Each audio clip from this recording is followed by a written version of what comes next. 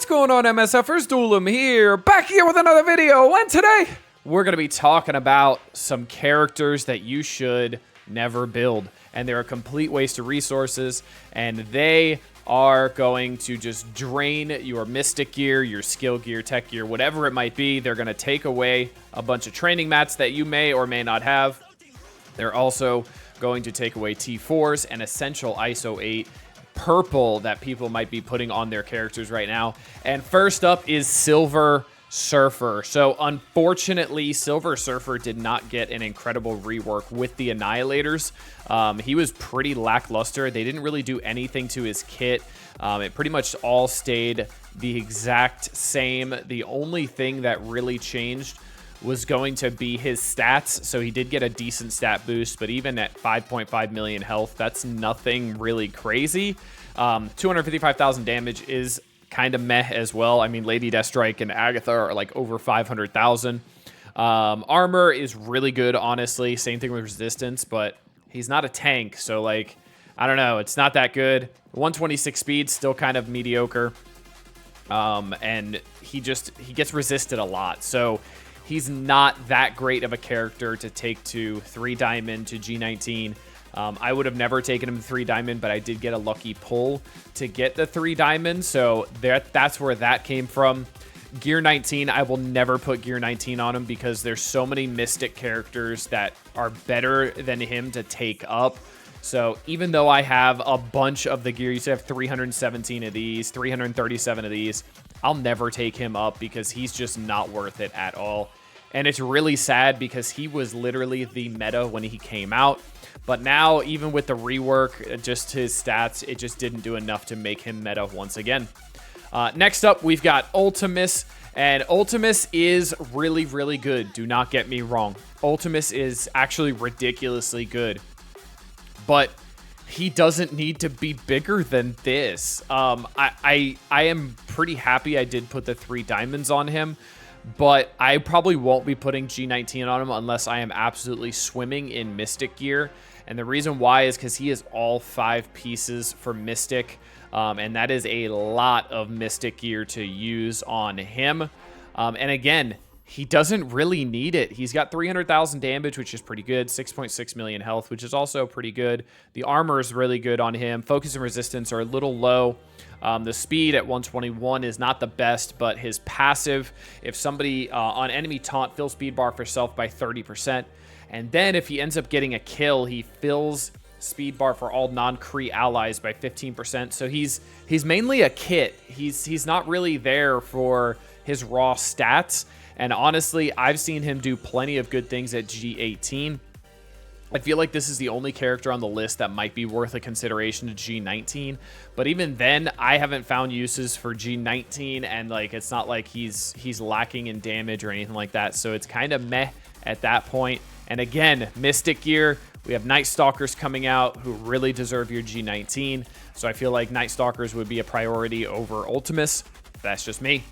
Next up, we've got Vahl, and this is going to be the absolute biggest trap that I see anybody falling into. And I still see people falling into this trap for Dark Dimension 8. I did not take Vahl to Dark Dimension 7. She is G18. He is G18. They are G18 now, but I did not take them to Dark Dimension 7. I ended up taking Kang, Eternals, Stitcher, and Void Knight, and they did just fine. You do not need Vahl for DD7. You also do not need Vahl for DD8.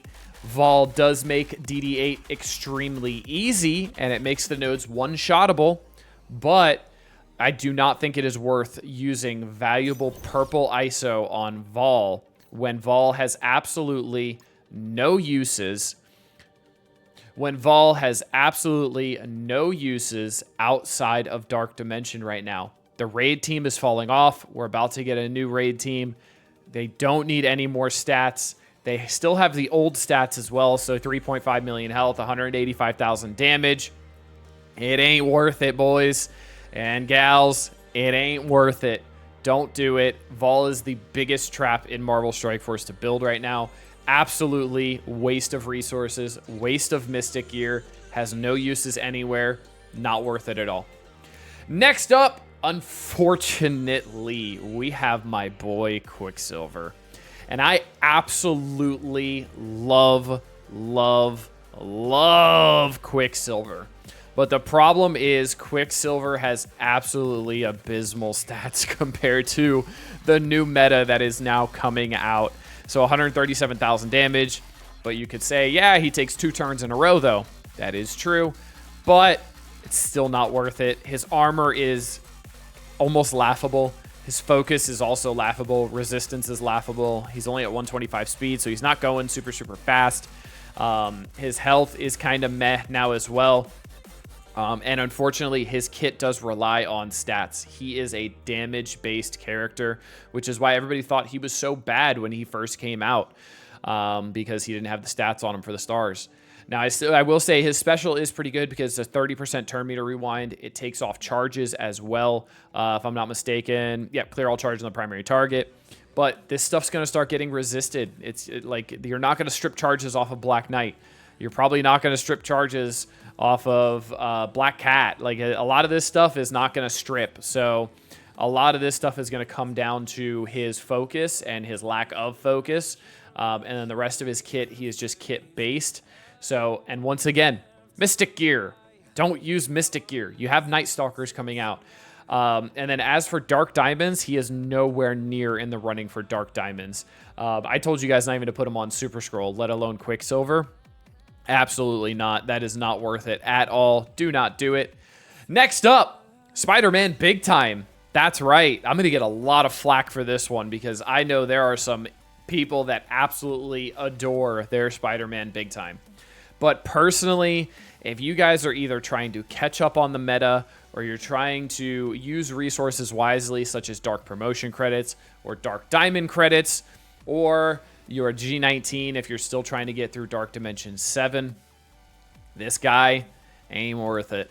I did take him into Dark Dimension 7 because he did get me through quicker, and that is the only reason I would say use Crimson Gear on him. But other than that, he is absolutely worthless. He is just a raid or a war defense character, and who cares about war? Like the top 25 alliances, and that's about it. It ain't worth it. And there is absolutely zero reason you put Purple ISO on him. There's absolutely zero reason you put Dark Diamonds on him.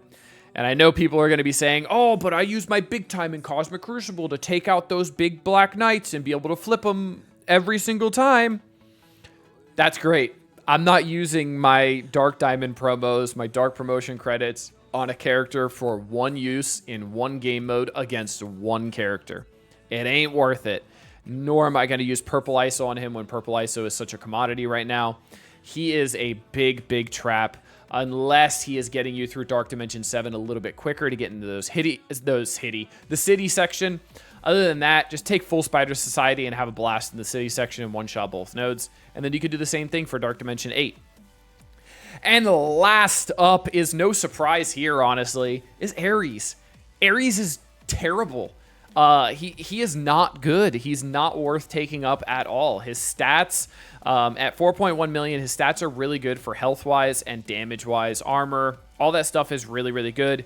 His speed is kind of lackluster at 118. His kit is okay. His basic clears positive effects, and it chains as well. His special stuns, puts disrupted. He also gains charge. His ult is a primary and adjacent attack. The primary attack does drain, and then the primary and adjacent does drain as well.